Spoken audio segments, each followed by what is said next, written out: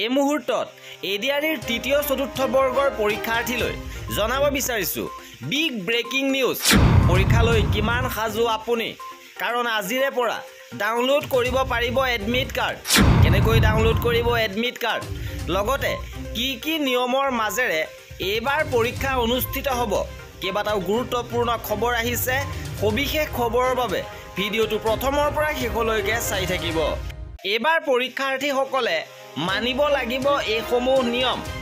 পৰীক্ষা হলত কোনো ধৰণৰ সামগ্ৰী আনিব নোৱাৰিব। কঠোৰভাৱে কোৱা হৈছে মোবাইল ফোন, কেলকুলেটৰ বা অন্যান্য সামগ্ৰী পৰীক্ষা হলত আনিব নোৱাৰিব। কেৱল এডমিট কাৰ্ড, কলম আৰু পৰিচয় পত্ৰ বা ড্ৰাইভিং লাইচেন্স, পেন কাৰ্ড বা ভোটাৰ কাৰ্ড, আধাৰ কাৰ্ড, যিকোনো আপোনাৰ পৰিচয় পত্ৰ লগত এডমিট কাৰ্ড আৰু কলম, এইকেইটা সামগ্ৰীহে আপুনি আনিব পাৰিব। আৰু আজিৰে পৰা এডিআৰইৰ পৰীক্ষাৰ বাবে ডাউনলোড হ'ব এডমিট কাৰ্ড। ৱেবছাইটৰ পৰা ডাউনলোড কৰিব পাৰিব এডমিট কাৰ্ডসমূহ। আজি তৃতীয় বৰ্গৰ হায়াৰ ছেকেণ্ডেৰী লেভেল পৰীক্ষাৰ বাবে এডমিট ডাউনলোড হ'ব। assam.gov.in নাইবা site.seva.online.org-ৰ পৰা ডাউনলোড কৰিব পাৰিব এডমিট কাৰ্ড। তৃতীয় আৰু চতুৰ্থ বৰ্গৰ চাকৰিৰ আবেদনকাৰীৰ বাবে ডাঙৰ খবৰ। ইতিমধ্যে ঘোষণা হৈছে সময়সূচী। 15 ছেপ্টেম্বৰৰ পৰা 27 অক্টোবৰলৈকে পৰীক্ষা হ'ব। তৃতীয় বৰ্গৰ চাকৰিৰ পৰীক্ষা অনুষ্ঠিত হ'ব 15 ছেপ্টেম্বৰত আৰু 29 ছেপ্টেম্বৰত। চতুৰ্থ বৰ্গৰ হ'ব 27 অক্টোবৰত আৰু তৃতীয় বৰ্গৰ পৰীক্ষা 15 ছেপ্টেম্বৰ তাৰিখে।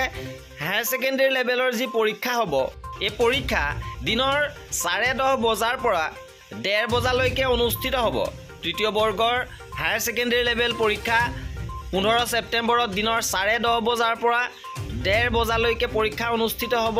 ইপিনে 29 ছেপ্টেম্বৰত পুৱা 9 বজাৰ পৰা 12 বজালৈকে অনুষ্ঠিত হ'ব প্ৰশ্নকাকত 4ৰ পৰীক্ষা।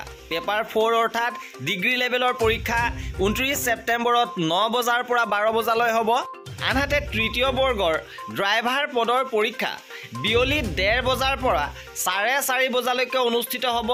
অৰ্থাৎ পেপাৰ 5ৰ ড্ৰাইভাৰৰ পৰীক্ষা 29 ছেপ্টেম্বৰ তাৰিখে বিয়লি 1:30 বজাৰ পৰা অনুষ্ঠিত হ'ব 4:30 বজালৈকে।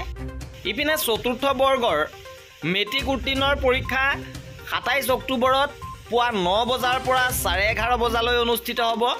আৰু চতুৰ্থ বৰ্গৰ অষ্টম উত্তীৰ্ণৰ পেপাৰ 2ৰ পৰীক্ষা বিয়লি 1:30 বজাৰ পৰা 4 বজালৈকে অনুষ্ঠিত হ'ব।